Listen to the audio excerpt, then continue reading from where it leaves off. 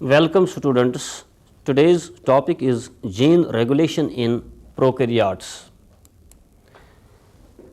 Different genes in an organism are meant for the synthesis of different proteins. All proteins are, however, not needed at one time. Specific cells or tissues or organs require expression of specific sets of genes. Similarly, expression of specific sets of genes is required at different developmental stages of an organism or in different environmental conditions. In case of prokaryotes, which are unicellular organisms, they have fast multiplication, short life cycle, and can grow in varied environments.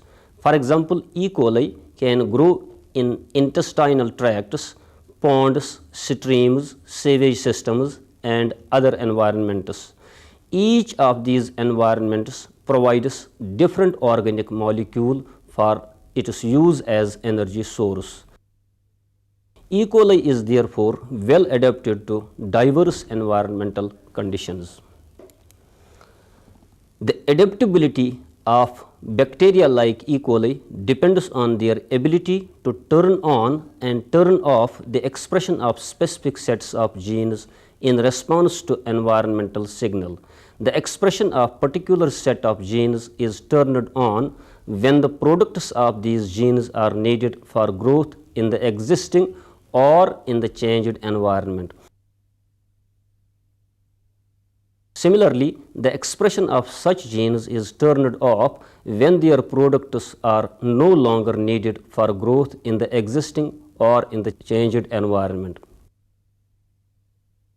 This phenomenon of turning off and turning on the expression of genes as per the requirement of bacteria is called gene regulation. This gene regulation in prokaryotes as well as eukaryotes occurs at various levels. For example, at DNA synthesis level, at transcriptional level when mRNA is synthesized, at protein synthesis level, and at post-transcriptional and translational level. However, in bacteria like E. coli, gene regulation at transcriptional level is well understood. Now, the question is why gene regulation is there in prokaryotes or eukaryotes? Gene regulation actually increases the overall fitness of an organism. Considerable amount of energy and resources are required during transcription and translation processes. By turning off the expression of specific genes, an organism can avoid wasting of energy as well as resources. The organism can utilize the conserved energy to synthesize products that are actually required for growth in the existing environment. The regulation of gene expression helps bacteria to achieve maximal growth and reproduction in any given environment. Now, there are actually two types of genes in any organism. Some gene products are required in all types of cells and in all environments or at all developmental stages. For example, tRNA genes, rRNA genes, ribosomal RNA genes, ribosomal proteins, RNA polymerase subunit genes, etc. Such genes whose expression is required in all types of cells or tissues are called housekeeping genes, and their synthesis is called constitutive synthesis. Other genes are needed for cell growth only under specific environments. Expression of such genes is regulated by turning on or turning off mechanism. Such genes are called regulatory genes. Now, induction and repression. Bacteria like E. coli can grow on several types of carbohydrates. For example, glucose, sucrose, galactose, arabinose, lactose, etc. Glucose, if present in the medium, is preferentially used by bacteria as a source of energy. In the absence of glucose, bacteria can use any other alternative source of energy. The metabolism of different carbohydrates is regulated by the synthesis of different enzymes depending upon the availability of carbohydrate. Thus, one set of enzymes is induced at one time and repressed at other time. The process by which the expression or synthesis of a set of enzymes is turned on in presence of a particular substrate, for example a carbohydrate, for its metabolism is called induction. Induction occurs only in presence of specific substrate like carbohydrate and is called inducer. Thus, inducers are small molecules that serve as metabolic substrates and trigger the production of enzymes necessary to metabolize them. The genes whose expression is so regulated are called inducible genes, and their products, which are enzymes, are called inducible enzymes. The genetic system responsible for such a phenomenon is called inducible system. The ability of bacteria to control enzyme production is mostly exercised at the level of transcription. The enzymes responsible for the catabolism of substrates like lactose, galactose, arabinose, etc. are characteristically inducible. The first and most prominent example of inducible enzyme system is concerned with lactose metabolism in E. coli, which will be discussed in detail. Now, on the other hand, the situation is reverse in some other cases. For example, bacteria can synthesize many organic molecules for its growth, for example, amino acids, nucleotides, etc. If any of these substances like amino acid tryptophan, for example, is present in the medium, the synthesis of such a substance is blocked by the bacteria.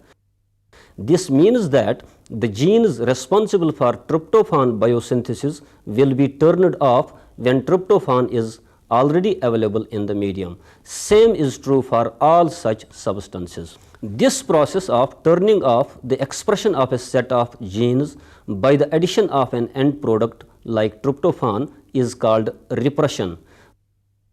The genes whose expression has been turned off in this way are called repressible genes, and their enzymes are called repressible enzymes.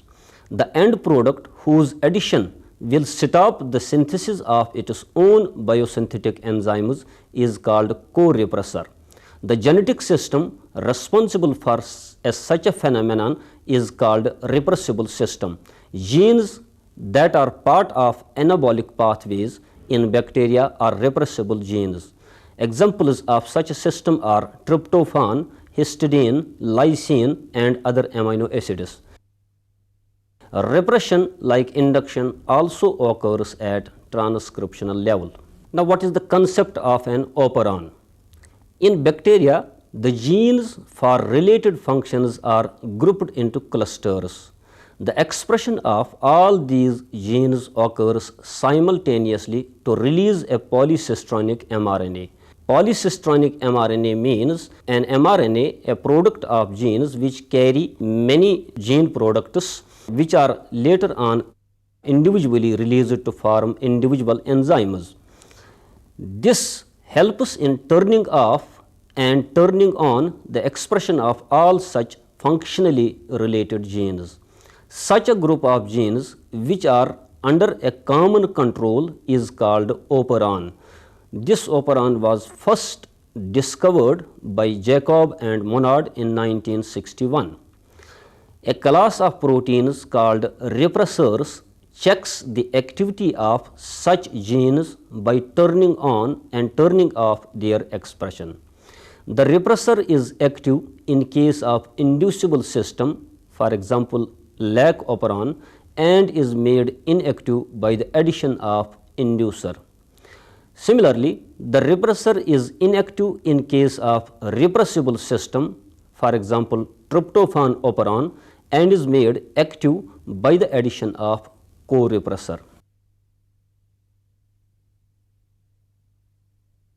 Now, let us discuss lac operon as an inducible system. The first and most prominent example of inducible system is concerned with the metabolism of lactose in E. coli. In this bacterium, the synthesis of beta-galactosidase, an enzyme that breaks lactose into glucose and galactose has been studied in considerable detail. The mechanism of induction and repression of gene expression was first described by Jacob and Monod 1961, who proposed the operon model for lactose metabolism in E. coli. Jacob and Monod were awarded Nobel Prize in 1965 for this discovery. Structure of lac operon. The lac operon is actually a negatively controlled inducible operon and consists of following units. Number 1, an operator gene, also called as LAC-O. It is 26 base pairs long and is located between promoter and structural genes of the operon. It is actually a part of LAC-Z gene. It is the binding site for regulatory protein. This operator gene controls the activity of all structural genes because the regulator protein actually binds at the operator site and prevents the movement of RNA polymerase. If regulator is not bound at the operator site, then RNA polymerase can freely move and catalyze the synthesis or transcription of structural genes. Number second part of lac operon is structural genes. Structural genes are those genes which are meant for the synthesis of mRNA for the metabolism of lactose in case of lac operon. There are 3 structural genes in lac operon. Number 1, LAC-Z gene. This gene is 3520 base pairs long and codes for the enzyme beta-galactosidase, which breaks lactose into glucose and galactose. Number 2nd gene of structural genes is LAC-Y gene. This gene is 760 base pairs approximately long and codes for beta-galactoside permease, an enzyme, a membrane-bound protein which actually pumps lactose into the cells. That is, it remains in the membranes of bacterial cells and helps in entry of lactose into the bacterial cells. Then 3rd gene is LAC-A gene, which is 810 base pairs long. It controls the synthesis of an enzyme called beta-galactoside transacetylase, whose function is actually not clearly known, but it is believed that this enzyme transfers an acetyl group from acetyl coenzyme to beta-galactosides. Number 3rd part of this lac operon is the promoter site, that is LAC-P. It is called LAC-P. This gene is 86 base pair long. It is present left to the operator gene in the lac operon. It is an RNA polymerase binding site. The binding and movement of RNA polymerase at promoter site depends upon whether repressor is bound at the operator or not, because operator actually lies between promoter and structural genes. Number 4th part of lac operon system is regulator gene. It is called LAC-I. This gene is almost 1000 base pairs long and is present just away from the promoter site. This gene synthesizes a 360 amino acid long repressor protein. 4 copies of these repressor molecules join to form a tetramer, which is functionally active form of the repressor protein. Active repressor then binds at the operator site and blocks transcription of structural genes, whereas inactive repressor cannot bind at the operator site and hence allows transcription of structural genes. Now, how this lac operon works? Normally, the genes for lactose metabolism are turned off because the active repressor remains bound at the operator site and does not allow RNA polymerase to carry out transcription of structural genes. Thus, the genes are normally turned off. When the lactose is present in the medium, these inducer molecules bind with the repressor protein and cause its release from the operator site. The repressor is thus made inactive by binding with the inducer.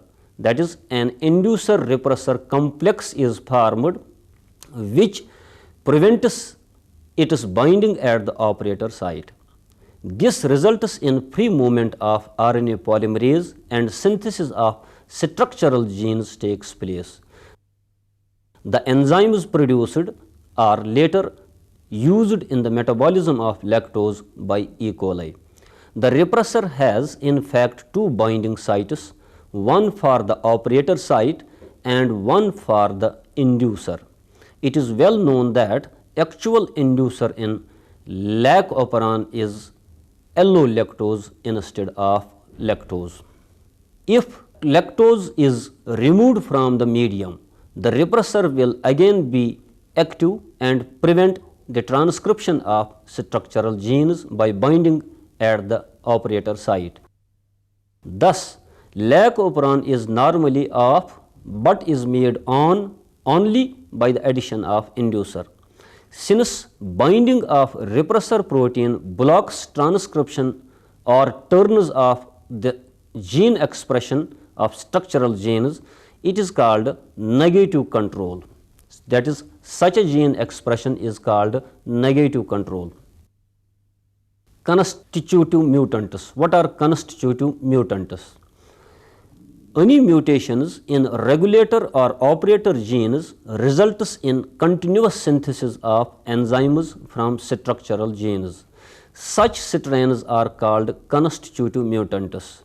This constitutive synthesis occurs in two ways. For example, a mutation in the regulator gene produces an inactive repressor that is unable to bind to an operator.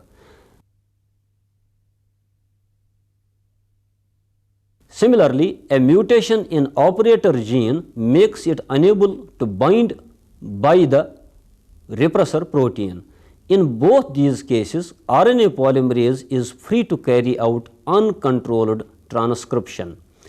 Since there is uncontrolled transcription, this is called constitutive synthesis, and such mutant strains of E. coli which have this type of synthesis are called constitutive mutants. Now, what is catabolite repression, also called as the glucose effect? We have so far seen that active repressor binds at the operator and turns off the transcription of structural genes. This is called negative control. As already said, glucose is the most preferred carbohydrate for use as energy source by E. coli cells.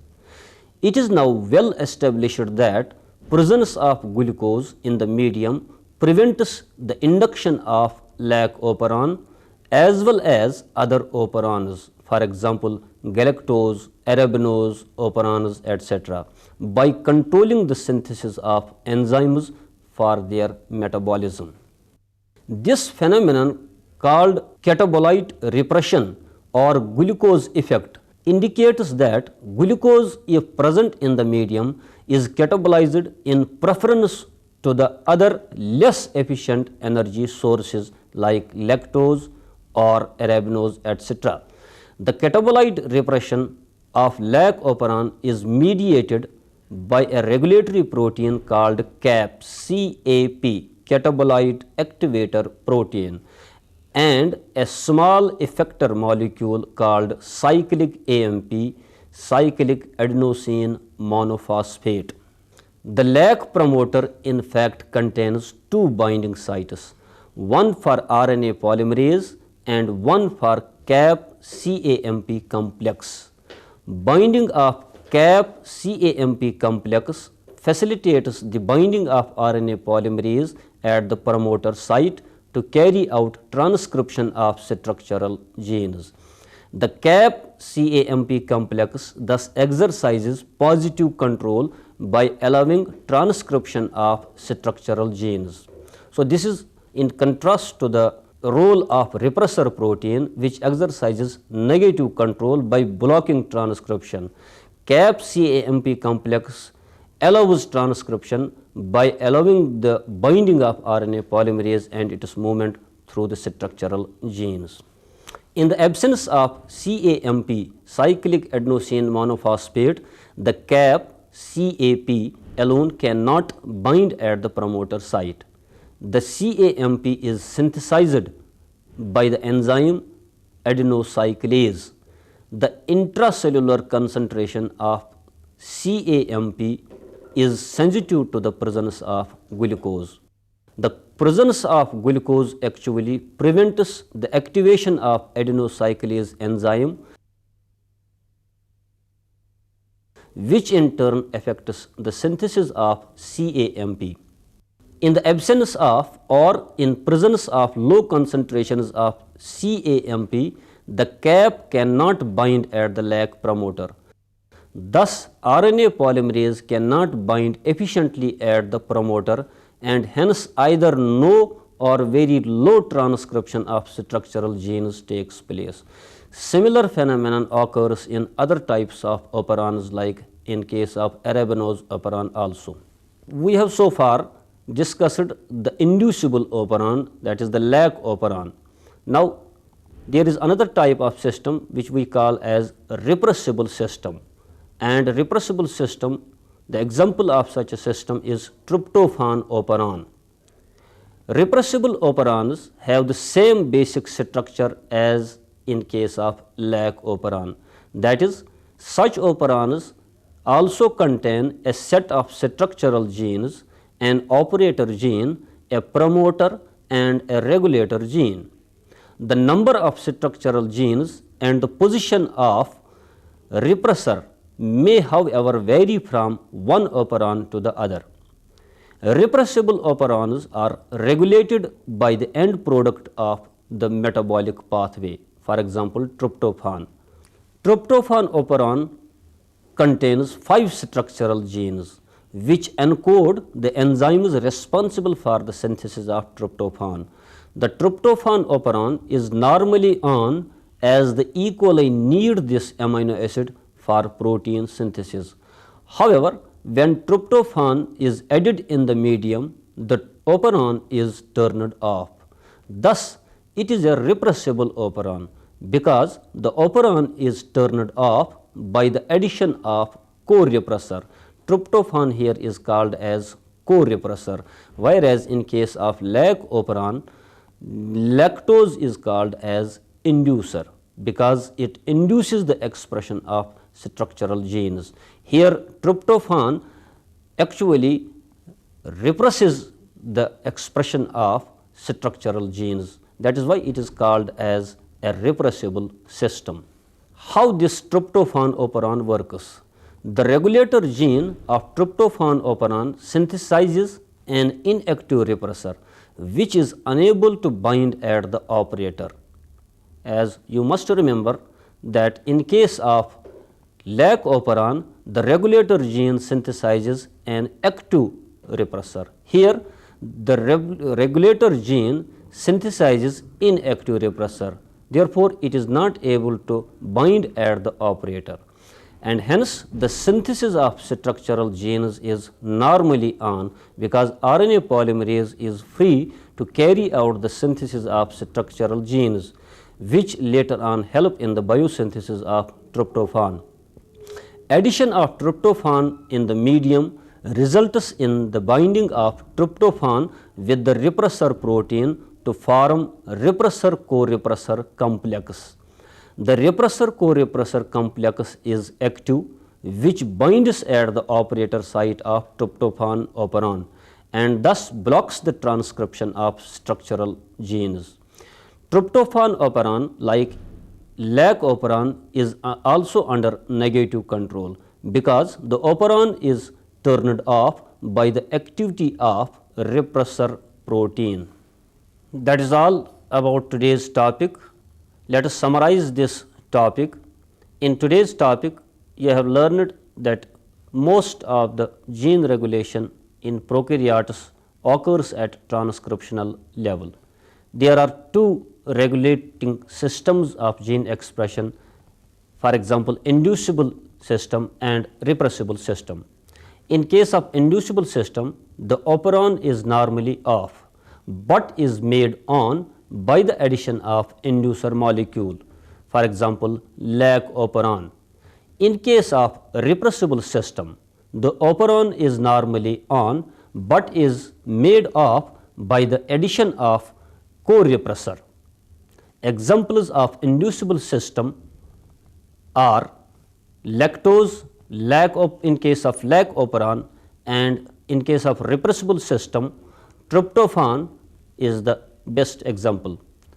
Repressor protein exercises negative control by blocking the transcription of structural genes, whereas CAP-CAMP complex exercises positive control by actually allowing transcription of structural genes. That's all.